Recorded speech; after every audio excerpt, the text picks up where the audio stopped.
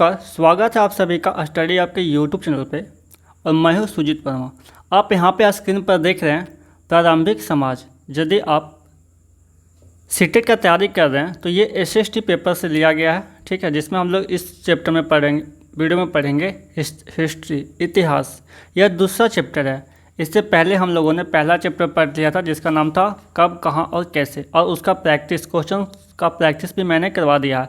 तो इसमें भी सेम हम वही करेंगे। पहले इसका जो कुछ थ्योरी है उसे पढ़ लेंगे, जान लेंगे, समझ लेंगे, और उसके बाद हम इससे बेस्ट जो प्रीवियस ईयर में जो क्वेश्चन आए हुए हैं उसे कर लेंगे, और इस चैप्टर पे बेस्ट कुछ मॉडल क्वेश्चन है उसे भी कर लेंगे। तो यदि आप सीटेट का तैयारी करते हैं तो यह वीडियो आपके लिए इंपॉर्टेंट होने वाला है, ठीक है। और आप इस वीडियो को शुरू से लेकर अंत तक देखिएगा। और चैनल को सब्सक्राइब नहीं किया, आप मेरे चैनल पर पहली बार देखते हैं तो चैनल को सब्सक्राइब कर लीजिएगा। तो आइए देखते हैं, इसमें पढ़ते हैं। और आप इस बुक के अलावा किसी दूसरे बुक का सहायता भी ले सकते हैं, ठीक है। आप जिस भी बुक से चाहें उस बुक से पढ़ सकते हैं, या यूट्यूब के माध्यम से आप पढ़ सकते हैं। तो इसमें जो है वो आपका टॉपिक बताया गया, कौन कौन से टॉपिक पढ़ना है, और इस टॉपिक को आप और विस्तार से भी पढ़ सकते हैं। यदि आपको लगे कि नहीं मेरा तैयारी पूरा नहीं हुआ है तो आप इस टॉपिक को विस्तार से भी पढ़ सकें। तो चलिए मैं ज़्यादा कुछ नहीं बोलूँगा, स्टार्ट करते हैं। मानव का प्रारंभिक जीवन पूर्णतया प्राकृतिक था।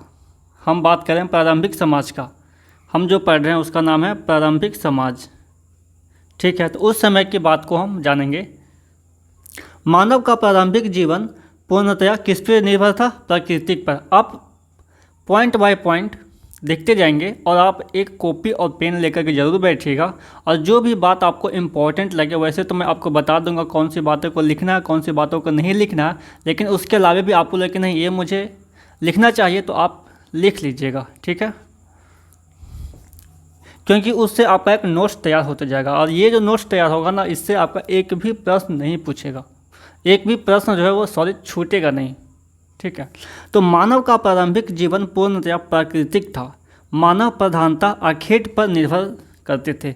अब सभी लोग जानते हैं पहले जो अखेट का मतलब होता है शिकार, शिकार करके वो अपना भोजन को प्राप्त करते थे और अपना जीवन यापन करते थे। उनका भोजन क्या था? तो मांस अथवा कंद मूल हुआ करता था, यानी पेड़ पौधे के जो जड़े थे, जो खाने योग्य थे, जो वो खा सकते थे वो खाते थे, और मांस। मानव अग्नि से अपरिचित था। प्रारंभिक समाज में मानव अग्नि से अपरिचित था। देखिए ये ऑप्शन में इस तरह से बना सकता है, ठीक है। तो प्रारंभिक समाज में था, जो था प्रारंभिक समाज, उस समय मानव अग्नि से, आग से क्या था? अपरिचित था। उस समय आग का आविष्कार, आग का खोज नहीं हुआ था। प्रारंभिक समाज में आग का खोज नहीं हुआ था, ठीक है।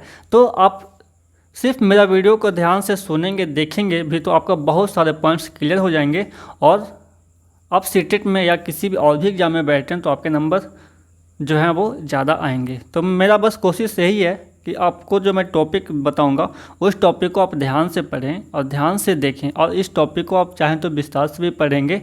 और एक बात और भी कहना चाहूँगा, यदि आप मेरे चैनल पर नए हैं तो चैनल को सब्सक्राइब कीजिए, क्योंकि सब्सक्राइब करेंगे तो मुझे ये लगेगा कि जितना भी संख्या आप लोग का ज़्यादा होगा तो मुझे पढ़ाने में और भी मज़ा आएगा, ठीक है।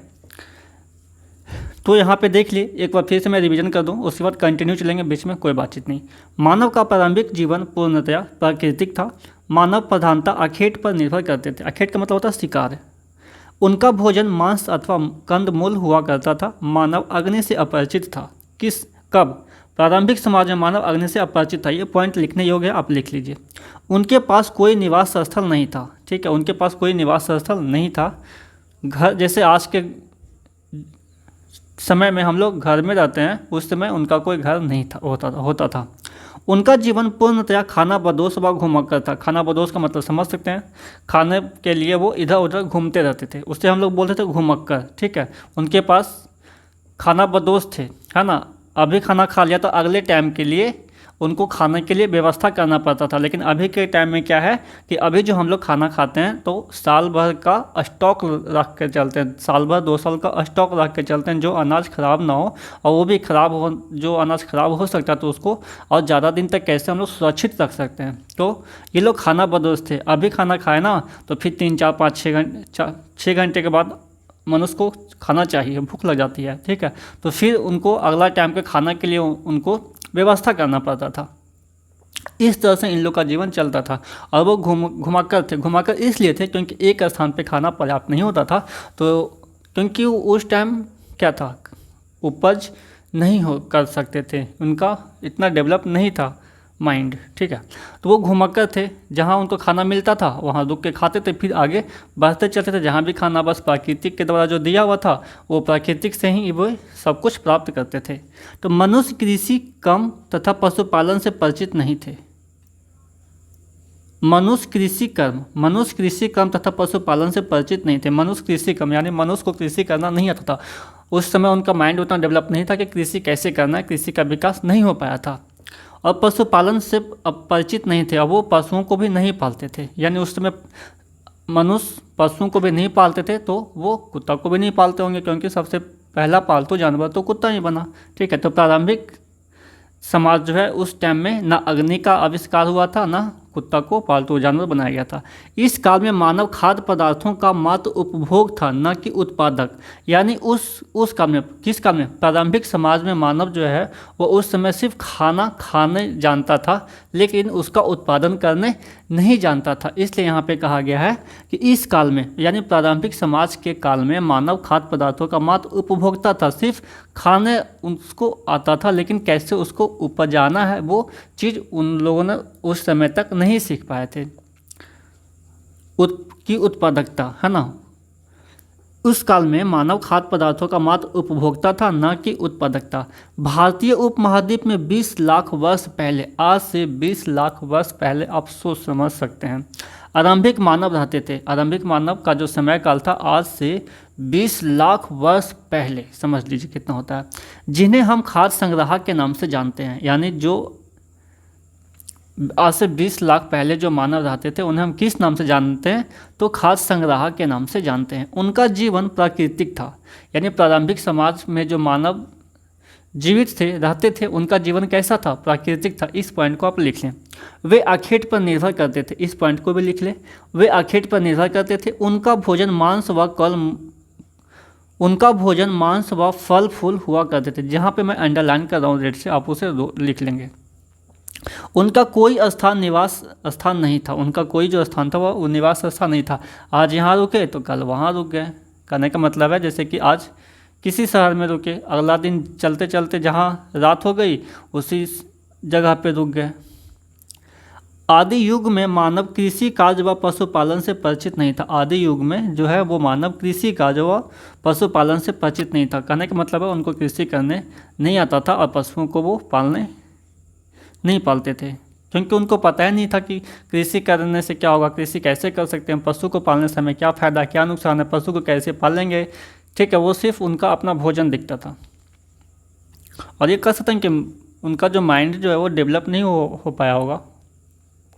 दूसरा है आरंभिक मानव। प्रारंभिक समाज में हम लोग पहला पॉइंट पढ़ रहे हैं, आरंभिक मानव। खाद्य संग्राहक समुदाय के लोग भोजन व पानी की तलाश में तथा मवेशियों के लिए चारे हेतु एक जगह से दूसरी जगह भ्रमण करते थे, जिनका वर्णन निम्न अनुसार है। देखिए आरंभिक मानव में, इस समय मानव में वो क्या करते थे, पशुओं को पालने लगे। खाद्य संग्राहक समुदाय के लोग यानी खाद्य को संग्रहण करते थे, कलेक्ट करते थे, भोजन व पानी की तलाश में, पानी पीने और खाना खाने के तलाश में, तथा मवेशियों के लिए चारे यानी जो जानवर पालते थे, यानी जिस जानवर को पालते थे तो उसके लिए चारे, यानी जो जानवर खाएगा उसको चारा बोलते हैं। तो चारे हेतु एक जगह से दूसरी जगह पर भ्रमण करते थे, जिनका वर्णन निम्न अनुसार है। तो कैसे, पहला है आरंभिक मानव। तो आइए आरंभिक मानव के बारे में जानते हैं। द अर्लीस्ट ह्यूमन भोजन के लिए शिकार पर निर्भर थे। भोजन के लिए वो किस पर निर्भर थे, शिकार पर निर्भर थे। अतः उन्हें अपना शिकार ढूंढने के लिए एक जगह से दूसरी जगह पर जाना पड़ता था। अब किसी को शिकार चाहिए तो एक जगह से दूसरी जगह पर जाते हैं ना, जैसे कि आज हमें जॉब चाहिए तो कैसे हम एक स्थान से दूसरे स्थान पर जाते हैं, एक राज्य से दूसरे राज्य में जाते हैं, एक सिटी से दूसरी सिटी में जाते हैं। क्यों, जॉब की तलाश में। यहाँ पे जॉब नहीं है तो अगला सिटी में मिल जाएगा, ठीक है। तो उसी तरह से पहले जो मानव क्या करते थे, उन्हें अपना शिकार ढूंढने के लिए, खाना खाने के लिए एक जगह से दूसरी जगह पे जाना पड़ता था। अगर वे ज़्यादा दिनों तक एक ही जगह पे रहते तो वह आसपास के जानवरों, पौधों, फलों को खाकर समाप्त कर देते थे, ठीक है। अतः इन्हें दूसरी जगह पर भोजन की तलाश तलाश में जाना पड़ता था। जहाँ पे आप देखिएगा, जैसे कि जहाँ पे गांव के गांव होते हैं वहाँ पे उत्पादन नहीं करते हैं, तो वहाँ पे जो भी प्रकृति के द्वारा दिया हुआ चीज़ है उसे खा करके ख़त्म कर देते हैं। लेकिन फिर वो जब उपजेगा प्रकृति के द्वारा तो टाइम तो लगेगा, लेकिन आपको चाहिए उस टाइम से अंदर। अब वो उपजाना नहीं जानते थे तो वो क्या करते थे, उस जगह को छोड़ देते थे और अगला जगह पे चले जाते थे जहाँ पे खाना पूर्ति होता था। इस तरह से नेक्स्ट पॉइंट है, पेड़ों और पौधों में अलग अलग मौसम में फल फूल आते हैं, अतः उपयुक्त मौसम के अनुसार लोग उनकी तलाश में अन्य स्थानों पर घूमते थे। पुरातत्वविदों को कुछ ऐसी वस्तुएं मिली है जिनका निर्माण और उपयोग शिकारी खाद्य संग्राहक करते थे। पुरातत्वविद यानी इतिहास, इतिहास के समय में, इतिहास के समय किसको कहते हैं, इतिहास यानी आज से पहले का समय जो है उसे इतिहास कहते हैं। तो उस समय के जो अध्ययन करते हैं उसे क्या बोलते हैं, पुरातत्वविद। तो उस जो उसका अध्ययन करते हैं इतिहासकार उसे क्या बोलते हैं, पुरातत्वविद। तो उनको जो है कुछ ऐसी वस्तुएं मिली जिनका निर्माण और उपयोग शिकारी खाद्य संग्राहक करते थे। पहले के लोग क्या करते थे, आखेट का मतलब शिकार करना, शिकार करके खाना खाते थे वो, है ना। तो उस समय का जो शिकार करने का जो औजार था वो हमें मिला है पुरातत्वविदों को। नेक्स्ट पॉइंट है, आरंभिक मानव ने अपने काम के लिए पत्थरों, लकड़ियों और हड्डियों के औजारों का निर्माण किया। उस समय किन किन चीज़ों का औजार का निर्माण किया, कैसे बनाया, वो यहाँ पे बताया गया है।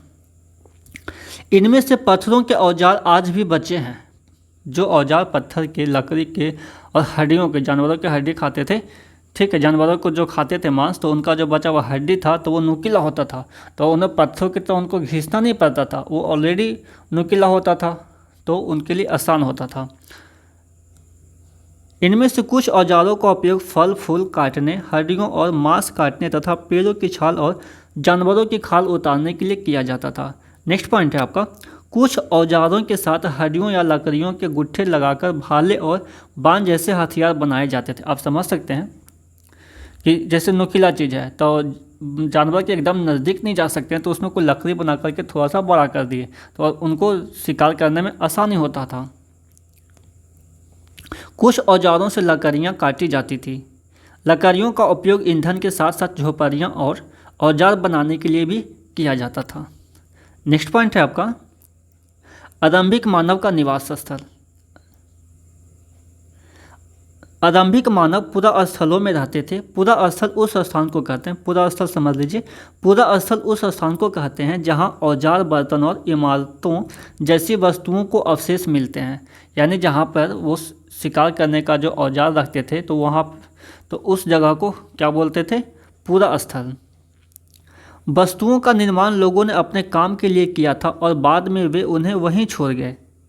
ये औजार ज़मीन के ऊपर, अंदर, कभी कभी समुद्र और नदी के तल में भी पाए जाते हैं। जहाँ पर छोड़ दिए, ठीक है, तो वो क्या हुआ, वर्षा हुआ, नदी का पानी आया, बाढ़ आया, तो वो समुद्र में, नदी में मिल गया, जहाँ तहाँ हो गया, तो उससे फिर मिट्टी आई, इस तरह से वो दब गए। तो बाद में फिर खुदाई से वो ये सब चीज़ें मिलती हैं, क्योंकि बहुत टाइम हो गया ना, तो इतना समय में बहुत कुछ बदल जाता है। नेक्स्ट पॉइंट है आपका, भीमबेटका।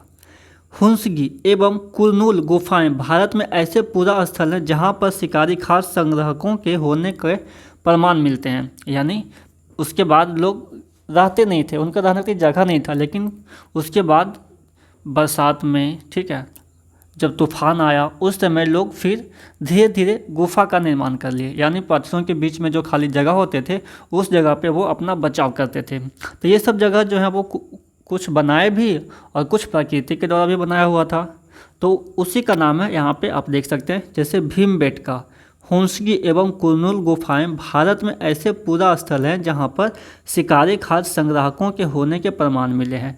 इनके अलावा भी और कई स्थानों पर शिकार खाद्य संग्राहक रहते थे। कई पूरा स्थल नदियों और झीलों के किनारे पर पाए गए हैं, क्योंकि झीलों और नदियों के किनारे पर रहते थे इसलिए क्योंकि उनको वहाँ पे पानी पीने का साधन आसानी से उपलब्ध हो जाता था।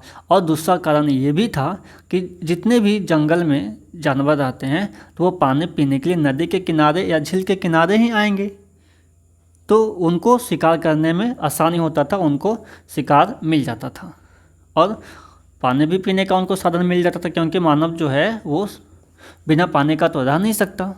तो दो फायदे हो जाते थे। नेक्स्ट पॉइंट है आपका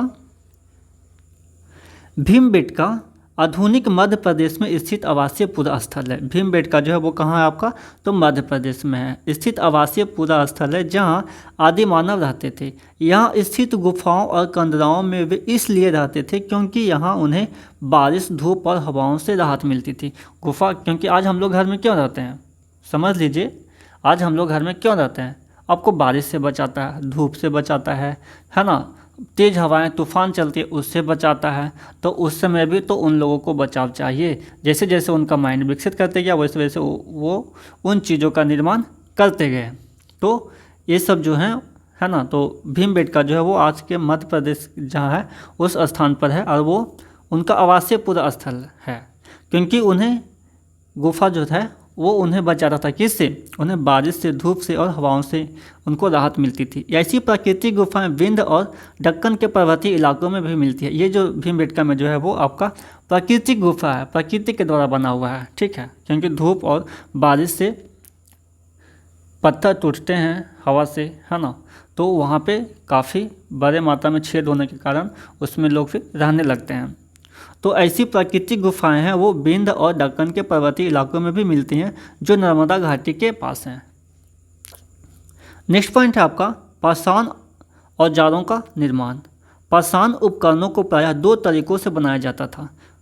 पहला, पत्थर से पत्थर को टकराना, पत्थर से पत्थर को टकरा करके औजार बनाते थे, और दूसरा आपका दबाव सल्क तकनीक। तो आइए पहला पढ़ते हैं, पत्थर से पत्थर को टकराना, यानी जिस पत्थर से कोई औजार बनाना होता था उसे एक हाथ में लिया जाता था और दूसरे हाथ से एक पत्थर का हथौड़ी जैसा इस्तेमाल होता था। जैसे आज पत्थर को तोड़ना हो तो जो मजदूर होते हैं, ठीक है, या फिर जो काम करने वाले होते हैं, तो वो पत्थर को कैसे तोड़ते हैं, पत्थर को नीचे रख के और लोहे का जो हथौड़ी होता है उससे वो पीटते हैं। लेकिन उस टाइम उन लोगों के पास क्या था, हथौड़ी लोहे का नहीं होता था, उनके पास पत्थर ही थे। तो दो पत्थर, एक पत्थर हाथ में लिए या एक पत्थर नीचे रखे, दूसरा पत्थर हाथ से लेकर उस पत्थर पर क्या करते थे, आघात करते थे, उस पर पीटते थे। तो इस तरह करने वाले पत्थर से दूसरे पत्थर पर तब तक सल्क निकाले जाते थे, यानी उसको काटते थे, जो भी कमज़ोर वाला चीज़ है वो तो काटते जाएगा, जब तक वांछित आकार वाला उपकरण ना बन जाए। वो तब तक करते थे जैसा वो आकार चाहते थे, वैसा नहीं बन जाए तब तक वो पीटते रहते थे अपना एंगल बदल बदल कर। दूसरा है आपका दबाव सल्क तकनीक। दूसरे तरीके को दबाव सल्क तकनीक कहा जाता था। इसमें क्रोड को एक स्थिर सतह पर टिकाया जाता था और इस क्रोड पर हड्डी या पत्थर रखकर उस पर हथौड़ी नुमा पत्थर से सल्क निकाले जाते थे, जिससे वांछित उपकरण बनाए जाते थे। नेक्स्ट पॉइंट है आपका आग की खोज। देखिए ये सब चीज़ों के बाद जो है वो फिर आग का खोज कर पाए। कैसे, तो आधुनिक आंध्र प्रदेश में स्थित कुरनूल गुफा में राख के अवशेष मिले हैं। आग का खोज कैसे कर लिए, तो वो जो अवशेष मिला है कहाँ, तो पहले कहाँ रहते थे, इससे पहले आपने देखा कुरनूल एक शब्द आया था, ठीक है ना। तो आंध्र प्रदेश में कुरनूल एक जगह है, तो उस गुफा में, वहाँ पे गुफा है, तो उस गुफा में राख के अवशेष मिले। तो राख के अवशेष कैसे मिलेंगे भाई, जब तक आग का आविष्कार ना हुआ हो। आग का आविष्कार हुआ होगा तो वो कुछ जलाना सीख गए होंगे, तभी तो राख का अवशेष मिला। तो इससे हम लोग समझ जाते हैं कि उस समय में जो है आग का खोज हो चुका था। नेक्स्ट पॉइंट है आपका आग का प्रयोग। जैसे प्रकाश के लिए आग का प्रयोग उस समय वो क्यों करते होंगे, तो समझ लेते हैं। प्रकाश के लिए आग से क्या मिलता है, प्रकाश मिलता है, मांस को पकाते हैं, आज भी हम लोग खाना को पकाते हैं, है ना, और आग जलाने से प्रकाश भी मिलता है, खाना भी पकता है। के लिए खतरनाक जानवरों को दूर भगाने आदि के लिए किया जाता था। आज भी देखेंगे जंगल में तो जो जानवर है वो आग से डरते हैं, भाग जाते हैं। मानव को आग की जानकारी निम्न पूरा पाषाण काल में हुई। देखिए आग का जो जानकारी है वो किस काल में हुई, तो पूरा पाषाण काल में। पूरा पाषाण काल में आग का जानकारी हो चुका था, परंतु आग का उपयोग नव पाषाण काल में शुरू हुआ, ठीक है। लेकिन आग का जो उपयोग है वो नव पाषाण काल में उपयोग हुआ, क्योंकि उनका जो काल में पूरा पाषाण काल में तो हो गया आग का खोज, लेकिन सभी मानव को ये पता नहीं था कि इसका उपयोग कैसे करना है, ठीक है।